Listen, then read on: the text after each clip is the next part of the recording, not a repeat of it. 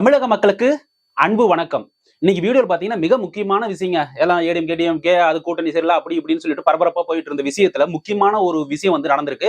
நம்மளுடைய மதிப்புமிகு ஸ்டாலின் ஐயா ஒரு விஷயத்த வீடியோ போட்டிருக்காங்க. ஆங்கில நாளில் கொடுத்த விஷயங்கள் அதுல நம்ம டீகோட் பண்ண போறோம். ஏன் இப்படி பெருந்தன்மையோட சொல்றாரே அப்படின்னு சொல்லிட்டு நமக்கு ஒரு விஷயம் வரும் இல்லையா? என்னடா அது இப்படி எல்லாம் பரபரப்பா ஒரு நெருப்பு இல்லாம புகையாது, ஆனா புகைஞ்சிருச்சு. புகைஞ்சதுக்கு அப்புறம் பாத்தீங்கன்னா என்ன நைட்டு பூரா யோசிச்சு இதெல்லாம் சாத்தியம் இல்லை அப்படின்ட்டு எனக்கு 3 விஷயத்தாலதான் அவங்க இந்த வீடியோ நம்மளுடைய மண்மிகு ஸ்டாலின் ஐயா சொல்லியிருக்காரு. இதெல்லாம் சாத்தியமே இல்லப்பா, நாம ஏப்பா மக்கள் வெறுப்பை வந்து சம்பாதிக்கணும் அப்படின்னு சொல்லிட்டு இந்த முறை மட்டும் நீங்க வந்து ரீஎலெக்ஷன் வையுங்க, குத்துன்னு குத்தி விட்டுருவாங்க. ஒரு எம்எல்ஏ கூட போனோம். சரி ரைட், அதெல்லாம் என்னப்பா 3 விஷயம் அப்படின்னு சொல்லிட்டு கேக்குறீங்கல்ல. அவர் பேசுனதை டீகோட் பண்ணி அப்படியே டீட்டெயிலா பார்த்தனா 3 விஷயம் தென்படுது. அந்த 3 விஷயமே முத்தாய்ப்பான விஷயம் தான். அதுக்கு முன்னாடி நம்ம எப்பயும் ரெக்வஸ்ட் பண்ணது subscribe button bell icon click பண்ணீங்கன்னா நம்ம போடுற வீடியோ நோட்டிபிகேஷன் வரும். அதே சமயத்துல லைக்கும் ஷேரும் கொடுத்தீங்கன்னா தளபதி விஜய் அவர்கள் சம்பந்தப்பட்ட வீடியோக்கள், அதை தாண்டி அரசியல் நடுநிலையோடு என்ன விஷயம் பேசுறோம் அப்படிங்கிற விஷயங்களும் உங்களை நோக்கி வரும் அப்படின்னு சொல்லிட்டு நம்ம விஷயத்துக்குள்ள போயிடலாம். என்னடான்னு பாத்தீங்கன்னா ஸ்டாலின் ஐயா வந்து பெருந்தன்மையோட சொல்றாரு, நாங்க வந்து தமிழக வெற்றி கழகத்தை வந்து ஆட்சி அமைக்கிறது இடையூறா இருக்க மாட்டோம் அப்படின்னு சொல்லிருக்காரு. ரொம்ப சந்தோஷமா இருக்குல்ல. பாக்குற நமக்கே வந்து சில டைம்ல வந்து பிரமிப்பா நடந்திருக்குது. அப்படிதானே? பிரமிப்பா இருந்துச்சா இல்லையா? இப்படி வந்து நம்மளுடைய எதிரி அப்படின்னு சொல்லிட்டு கொள்கை எதிரி, அந்த பக்கமும் இந்த பக்கம் அரசியல் எதிரி அப்படின்னு சொல்லிட்டு என்னென்னமோ தளபதி விஜய் அவர்கள் வந்து பேசினாரு. என்னப்பா மனுஷன் அப்படின்னு சொல்லிட்டு விஜய் மேல அப்படியே வெறுப்பு உண்டாகுது பாத்தீங்களா? இது தாங்க வேணும். ரைட், இது இல்ல நான் சொல்ல வந்த 3 விஷயம். ஆனா இது தோணுது பாத்தீங்களா? இத வந்து அப்படியே ஸ்டாலின் ஐயா வந்து அப்படியே உட்காந்து இது சொல்லிட்டாருங்க தெளிவா ஆங்கில நாளுக்கு, நாங்க வெறுப்பு உண்டாக்க மாட்டோம் அப்படின்ட்டு 3 விஷயம் சொல்லியிருக்காரு. ஒண்ணு என்ன, நாங்க வந்து 6 மாசம் அப்சர்வ் பண்ணுவோம். அந்த 6 மாசம் ஏன் அப்சர்வ் பண்ணுவாங்க அப்படிங்கறத அது விட்டுருவோம். இல்ல, அது தேர்டா பார்ப்போம். 2வது விஷயம், இன்னொரு விஷயம் சொன்னாங்க. 2500 ரூபாய் வந்து மகளிருக்கு வந்து உரிமை தொகை கொடுக்குறாங்க இல்லையா? அது சாத்தியமே இல்லைங்கப்பா, சாத்தியமே இல்லைன்ட்டாரு ஒரே வார்த்தையில. அதுக்கும் ஒரு கேள்வி கேட்க வேண்டியது இருக்குது. அதையும் நம்ம பேசுவோம். இதெல்லாம் தாண்டி ஒரு விஷயங்க. நைட்டு பூரா உட்காந்து பேசுனாங்க அப்படின்னு சொல்லிட்டு இருந்தேன் இல்லையா? உட்காந்து பேசியிருப்பாங்க, கண்டிப்பா உட்காந்து பேசியிருப்பாங்க. அவங்களுக்குள்ள ஏதாச்சும் நடந்துச்சா அப்படிங்கிறது இன்ன வரைக்கும் அதிகாரப்பூர்வ தகவல்கள் எதுவுமே வரல. அவங்களுக்குள்ள நடந்த திரைமறைக்காய் அப்படின்னு சொல்லுவாங்க இல்லையா? திரைமறைவில் நடந்த விஷயங்கள் வந்து ஏதாச்சும் நடந்துச்சோ நடக்கலையா அப்படிங்கிறது தெரியல. ஆனா நான் சொல்ற ஒரு சிம்பிள் கால்குலேஷனுங்க. இந்த கால்குலேஷன் கொஞ்சம் யோசிச்சு பாருங்க. இப்போ தமிழக வெற்றி கழகத்திற்கு வந்து காங்கிரஸ் நீங்களாக சார் காங்கிரஸ் உட்படுத்தி தமிழக வெற்றி கழகத்திற்கு வந்து 112 சீட்டாக வந்திருக்கு. இன்னொரு 6 சீட்டு தேவைப்படுது, சபாநாயகர் இல்லாம. ஓகேவா? சோ இப்படிப்பட்ட விஷயங்களுக்கு நடந்துகிட்டு இருக்கும் போது மெஜாரிட்டி கிடைக்கல, உண்மைதான். அவங்க கேட்டுக்கிட்டு இருக்காங்க. சிபிஐ கிட்ட, சிபிஎம் கிட்ட, இவங்க எல்லாத்துக்குமே, காங்கிரஸ் கிட்ட எல்லாத்துக்கிட்டுமே வந்து சிபிஐ சிஎம் கிட்ட எல்லாத்தையும் கேட்டாங்க. அவங்க வந்து சொல்ற அப்படின்னு சொல்லிக்கிறாங்க. விசிகா வந்து இன்னைக்கு உயர்மட்ட குழு வந்து இன்னைக்கு கூட்டம் நடக்குன்னு சொன்னாங்க, அதையும் கேன்சல் பண்ணி விட்டாங்க. அந்த பக்கம் சண்முகம் அவர்கள் வந்து 30 எம்எல்ஏக்கள் வந்து ரிசார்ட்ல தங்க வச்சாங்க. அதுவும் வந்து என்ன நடக்குதுன்னு தெரியல. அது ஒரு பக்கம் போயிட்டு இருக்கு. சோ ஒட்டு மொத்தமா தமிழக வெற்றி கழகத்தின் தலைவர் விஜய் அவர்கள் வந்து அரியணையில் அமரக்கூடாது அப்படிங்கிறது தான். அதாவது இன்னைக்கு வந்து பதவி இருக்கிறது அவங்களோட சக்சஸ் சொல்லிட்டு சிரிச்சிட்டு இருக்காங்க. ஆனா மக்கள் வந்து அதை பார்த்துட்டு இருக்காங்க தெரியலையாப்பா. அவங்க சிரிச்சுட்டு இருக்காங்க. ரைட், 3 விஷயம் சொல்லவே மாட்டேன் கடைசி வரைக்கும் சொல்றேங்க. ஃபர்ஸ்ட், இப்போ திராவிட முன்னேற்ற கழகத்துக்கிட்ட எவ்வளவுங்க இருக்குது? எவ்வளவு இருக்கு உங்களுக்கே தெரியுமில்ல. ஒரு 59 சீட்டு இருக்கு. நம்ம அண்ணா திராவிட முன்னேற்ற கழகத்துக்கிட்ட 47 சீட்டு. ரெண்டையும் கூட்டுங்க, எவ்வளவு வருது? 106 106 வருது. ரைட்டு. இப்போ இன்னும் இவங்க யாரு? சிபிஐ 2, சிபிஎம் 2, இந்த பக்கம் யாரு?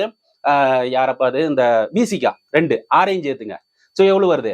சோ அதை எல்லாத்தையும் சேர்த்திட்டு கடைசியில பாத்தீங்கன்னா உங்களுக்கு மெஜாரிட்டி வருதா அப்படின்னு பாத்தீங்கன்னா கிடையவே கிடையாது. 113 114 உங்களுக்கு இருக்குது. மீதி இருக்கிற 4 சீட்டுக்கு நீங்க எங்க போவீங்க? அண்ணா திராவிட முன்னேற்ற கழகத்து கூட்டணியில் இருக்கிற யாரு? பாட்டாளி மக்கள் கட்சி, ராமதாஸ், அன்புமணி ராமதாஸ் அவர்கள் கிட்ட ஒரு 4 சீட்டு. அந்த 4ஐயும் கொண்டு வந்து இங்க சேர்த்துங்க. 118 கிடைச்சிருச்சு. இன்னமும் வேணும் அப்படின்னா ஒரு இண்டிபெண்டா வந்து சுயேட்சை செஞ்சவர் ஒருத்தர் இருக்காரு. அது வந்து கிருஷ்ணசாமியா, எனக்கு சரியா தெரியலைங்க, கிருஷ்ணசாமின்னு தான் நினைக்கிறேன். அவரோட நிதில இருந்து ஜெயிச்சவர் ஒருத்தர் இருக்காரு. சோ அவங்களையும் கூட்ட சேர்த்துனா 118 119. சோ நான் சொல்ற கால்குலேஷன்ல ஏதாச்சும் ஒரு தவறு இருந்தா ஓகே மன்னிச்சுங்க. ஆனா விஷயம் இதுதான். அவங்களுக்கு வந்து அண்ணா திராவிட முன்னேற்ற கழகம், திராவிட முன்னேற்ற கழகம் சேர்ந்தா கூட இங்க ஒரு மெஜாரிட்டியை கன்ஃபார்ம் பண்ண முடியாது. இது எல்லாத்தையும் அலசி ஆராய்ஞ்சு அவங்க வந்து முடியாதுன்னு சொல்லிக்கிறாங்க. இதெல்லாம் தாண்டி நம்மளுடைய விடுதலை சிறுத்தைகள் கட்சியோட கொள்கை 15-14 வருடங்களாக நாங்க வந்து ஒரு கொள்கை பிடிப்போட இருக்கிறோம். அதாவது பாட்டாளி மக்கள் கட்சி இருக்கிற அந்த கூட்டணியில நாங்க இருக்க மாட்டோம் அப்படிங்கிறோம். சோ நான் சொன்ன இந்த கால்குலேஷன் எல்லாமே அண்ணா திராவிட முன்னேற்ற கழகம், திராவிட முன்னேற்ற கழகம், யாரு? விடுதலை சிறுத்தைகள் கட்சி, சிபிஐ, சிபிஎம், இவங்க எல்லாம் சேர்த்து ஒரு மெஜாரிட்டி கொண்டு வராங்கன்னு வச்சுக்கோங்களேன். மெஜாரிட்டி பத்தாம ஒரு 4 சீட்டு தேவைப்படுதுன்னா யாரு? பாட்டாளி மக்கள் கட்சியை வந்து உள்ள கொண்டு வருவாங்க. பாட்டாளி மக்கள் கட்சி உள்ள கொண்டு வரும்போது இங்க என்ன நடக்கும்? விசிகா வந்து நான் இருக்க மாட்டேன், நான் வெளியே போறேன் அப்படிங்கும். போகுமா இல்லையா? ஒருவேளை விசிக உள்ள இருக்குது அப்படின்னா அவங்களோட கொள்கை சித்தாந்தங்கள், அவங்களோட விடாப்பிடியான ஒரு உறுதி அது எங்க போகும்? அப்ப மக்கள் வந்து எல்லாமே என்ன அப்படின்னு சொல்லிட்டு எதையோ ஒண்ணு செய்வாங்க இல்லையா? மக்கள் ஏதோ ஒரு வந்து நேருக்கு நேரா மூஞ்ச பார்த்து பேசுவாங்க. இல்ல எதையோ ஒண்ணு சொல்லுவாங்க அவங்கள பத்தி. கரெக்ட்டா இல்லையா? விசிகா வந்து ஓகே. நீங்க வந்து இவ்வளவுதான் பாடுபட்டுட்டு இருந்தீங்க. திராவிட முன்னேற்ற கழகத்துக்கு இது நாள் வரைக்கும் சப்போர்ட் பண்ணிக்கிட்டு இருந்தீங்க. என்னென்ன விஷயங்கள் வந்து ஒடுக்கப்பட்ட மக்களுக்காகவும், மலம் கலந்த தண்ணி குடிச்சதுல இருந்து இந்த பக்கம் தூய்மை பணியாளர்கள் மாரி நிறைய விஷயங்கள் எல்லாம் கலந்த விஷயங்கள் கூட நீங்க பேசி தொலைல விட்டுருங்க. ஆனா இன்னைக்கு இவ்வளவு பெரிய சம்பவம் நடந்து நீங்க விடாப்பிடியா இருந்த பாட்டாளி மக்கள் கூட்டணி வச்சு நீங்க ஒரு அரசாங்கம் அமைக்கும் போது பிரச்சனை வருமா வராதா? மக்கள் என்ன யோசிப்பாங்க? அடுத்த தேர்தலில் நீங்க எப்படி போய் ஓட்டு கேட்பீங்க? இப்ப இந்த தடவை வந்து பல எம்எல்ஏக்கள் முன்னாள் எம்எல்ஏக்கள் போயிட்டு ஓட்டு கேட்கும் போது என்னென்ன நடந்துச்சுன்னு உங்களுக்கே தெரியும். மக்களின் கேள்விகளால் உங்களால் பதில் சொல்லவே முடியல. கரெக்ட் தானே?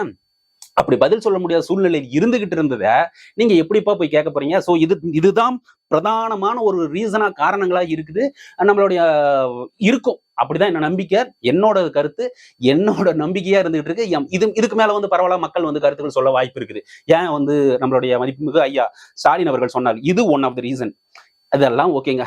2வது அவர் 6 மாசம் அப்சர்வ் பண்ணணும்னு சொன்னார் இல்லையா? 6 மாசம் அப்சர்வ் பண்றதுக்கு முன்னாடி இது சொல்லிட்டுமா 2500 ரூபாய் கொடுக்க முடியாது அப்படின்ட்டு. 2500 ரூபாய் யோசிச்சு பாருங்க.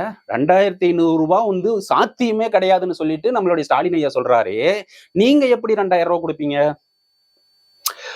2000 கொடுப்பீங்களா? ஒரு 500 ரூபாய் முன்னப்பனா 2000 நீங்க எப்படி கொடுப்பீங்க? அப்ப அது பொய் வாக்குறுதியா? அப்ப நீங்க ஆட்சிக்கு வந்திருந்தா நீங்க உயர்த்தி தரேன்னு சொன்ன அந்த பணத்தை எப்படி கொடுப்பீங்க? உங்களால முடியும்னா தமிழக வெற்றி கழகத்தாலேயும் முடியும் தானே? ஏன் இங்க வந்து எத்தனையோ எம்எல்ஏக்கள் எழுது படிக்க தெரியாத ஒரு பதவி பிரமாணம் செய்யும் போது ஒளரி பதவி பிரமாணம் செஞ்ச எத்தனையோ எம்எல்ஏக்கள் நம்ம கண்கூட பார்த்தோம்.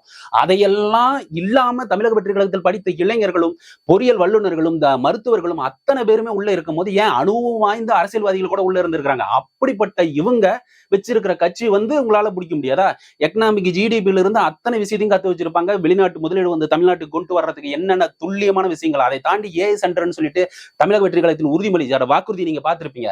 இதையெல்லாம் யோசிக்காம இது சாத்தியமே இல்ல, நாங்க கொண்டாந்து செயல்படுத்துங்க, நீ கொண்டாந்து செயல்படுத்துறாங்க. மக்கள் நலனுக்கு உண்மையிலுமே மக்கள் நலன் சார்ந்த விஷயங்களா இருந்தா அவங்க செயல்படுத்துவாங்க. கண்டிப்பா தூக்க மாட்டாங்க. அதுதான் நிதர்சனமான உண்மை. சோ நீங்க வந்து இதுக்கு இதுதான் பதில். நீங்க சொன்ன 2500 ரூபாய்க்கு 2000 ரூபாய் இருக்கும்போது உங்களால முடியும் போது இவங்களால ஏன் 2500 ரூபாய் முடியாது அப்படிங்கறதான் கேள்வியா இருந்துட்டு இருக்கு. இதெல்லாம் தாண்டி இந்த 6 மாசம் கதை சொன்னீங்க பாத்தீங்களா? 6 மாசம் தாங்க எனக்கு என்னன்னு தெரியல. ஏதோ சந்தானம் படத்துல சொல்லுவோம் 6 மாசமா நான் வந்து அப்படின்னு சொல்றாங்கல்ல, அது மாதிரி 6 மாசமா வந்து எதுக்கு உங்களுக்கு அந்த அப்சர்வேஷன்? அப்போ 6 மாசம் விட்டு பிடிக்க போறீங்களா அப்படிங்கிற ஒரு கேள்வி வருது. இது எப்படி என்னன்னு எனக்கு பிடிபடவே மாட்டேங்குதுங்க. எதுக்காக அந்த 6 மந்த் அப்படின்ட்டு. ஒருவேளை 6 மாசம் வரைக்கும் வந்து தளபதி விஜய் அவர்கள் மீது ஏதாச்சும் விஷயங்களை சொல்லி மக்கள் மனசை மாத்துறது பாருங்க. மக்கள் மனசை மாறவே மாட்டாங்க. ஏன்னா அவங்க எடுத்து வச்ச ஸ்டெப் வந்து தளபதி விஜய் அவர்களின் பாதையா இருந்துகிட்டு இருக்கு. அந்த பாதையில வந்து நடந்து போயிட்டு இருக்காங்க. அவங்க நல்வழி காட்டுவாங்கன்னு. அவங்க நடந்துட்டுமே 6 மாசம் ஏன் ஒரு 2-3 மாசத்திலேயே வந்து அந்த கட்சியோட வந்து ஒரு விஷயம் தெரிஞ்சிருமே. அதாவது ஒரு பானை சோத்துக்கு ஒரு சோறு பதம்னு சொல்ற மாதிரி 5 ஆண்டு கால அரசியல் அந்த நடத்துறதுக்கு வந்து 1 மாசம் 2 மாசத்துல அவங்களுக்கு நடவடிக்கை தெரிஞ்சிருமே.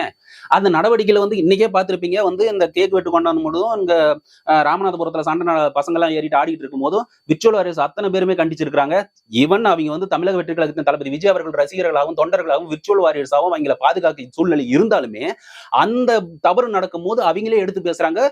திராவிட முன்னேற்ற கழகத்தின் உடன்பிறப்புகள் மாதிரி இருந்துகிட்டு முட்டு கொடுத்துட்டுலாம் இல்ல, தைரியமா எடுத்து பேசுறாங்கல்ல, நம்ம தளபதி காக்கணும் அவ்வளவுதான் அப்படிங்கிற ஒரு விஷயத்த.